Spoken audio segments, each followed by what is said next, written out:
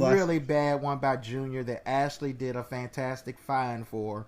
But we had like I posted her apology, but the thing too, and it's on my page. Even my mom did it, and I told her about it. But the comparison to Michael Phelps, it's just like And we had our sister come in. She likes to come in every now and then to swoop in. I forgot her name. It's not that important. I don't even know this chick. I ain't never seen her. Yeah, she came on one other time to talk about something sexist.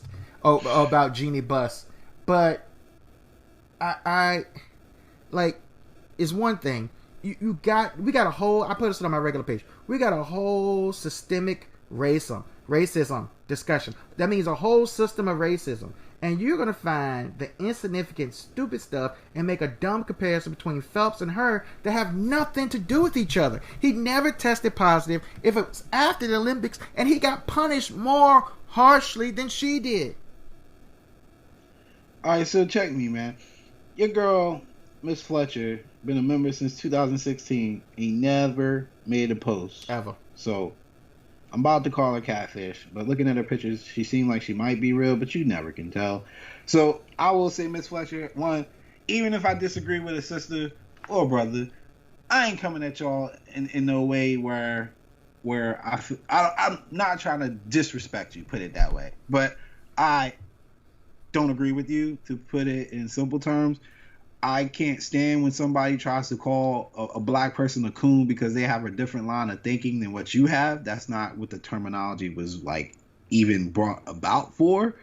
And honestly, a lot of what people want to call coonery is really the forward thinking that we really need to start using. And I think that we need to take these situations like Miss Sha'Carri and look at them for what they are, rather than always looking at trying to compare this to a white person. Like, this is her own thing. Like, she chose to do this, and she knew the risk, and she was going through something at the time, and she still smoked. She violated the rules. Her response to all this has been amazing. Like, she accepted ownership, didn't really make any excuses. Like, she just said, I was dealing with something, and I decided to smoke, and I apologize. And she was even like, I'm going to come back better from this, and like, everything has been perfect. Like, she was like, I'm human, we make mistakes, yada yada. So I have no problems with her response. My problems is with what everybody else is doing. They're literally creating this issue that doesn't really exist, and people blame it on the media, but I haven't seen the media really spinning this. This is like people that I'm seeing spin this, celebrities, and these too. Random posts that somebody will make with a picture or something like that, and comparing these stories, and like, she's talking about the support, like the white people are supporting the young lady, but black people are not supporting Sha'Carri. We didn't have Odell Beckham, Patrick Mahomes, like just to name the she's two off the top of my head I could think of, but like everybody. There's a legitimate movement to get marijuana off the banned substance list. Because of her. No, and it was because of her, but also even before her, with people like Mike Tyson, Ricky Williams. They've been working behind the scenes to get WADA to take it off. And a lot of people don't know the history behind it, and wondering why marijuana is even still on the list. It's outdated, yeah, but in a lot of other countries, it's still considered a substance that people shouldn't be taking. So they don't want people to feel freely that they can smoke, and then you go to Japan or some shit and you get arrested because you're smoking weed. So they kind of have to keep it like universal, even though it's legal in America. And if these it's not federally legal, and it's only legal in 38 states, but like in certain states and things. But if these are the rules, like these are the governing body's rules, that particular section takes precedent over anything else. So it's legal to smoke marijuana in Oregon, but if the International Olympic Committee say you can't have that shit in your system, when you compete in an International Olympic Committee sponsored event, you're governed by their rules. Like, it's really simple. It really is. So, I jumped in her shit because I feel like these are the opportunities where black people need to stand up and just be like, yo, it's not what it is. And I know a lot of our Caucasian brothers and sisters appreciate that because they're scared to have those battles, and that's cool. But don't ever think that me and Ashley are cool. We're not. So don't call me a coon, because that would be what cooning would be, siding with Ashley Smith. But I'm not siding with Ashley Smith, so just this one particular topic. And the thing too, they try to compare it to the girl with the burritos that said she ate a bad burrito. She's suspended for longer than our girl is. Sha'Carri Richardson. Yeah. All these people they're bringing up are getting punished more harshly. If anything, the most sympathetic person to ever fail a drug test as far as the Olympics is Sha'Carri Richardson.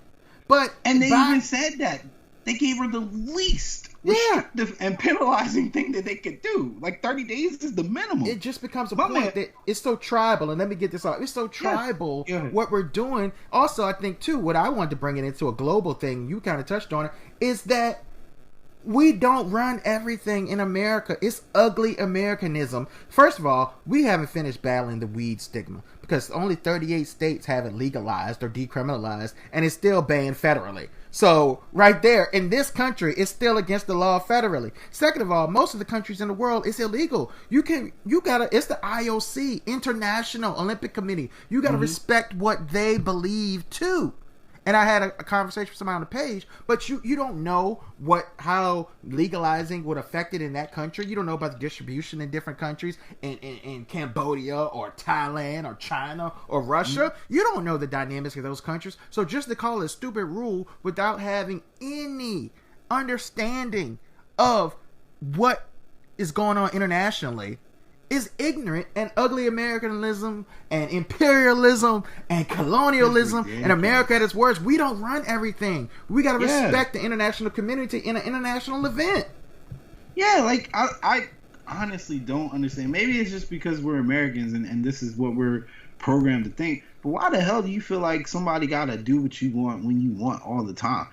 WADA is the World Anti-Doping Agency. It ain't the American Anti-Doping Agency. So, yeah, when they set rules, they set rules. Again, you don't want to be in a situation where you're taking a substance like let's say cocaine was legalized in certain states in America and people we do have Oregon, cocaine. Heroin or whatever they got? Yeah, and you go to one of these countries where that shit don't fly.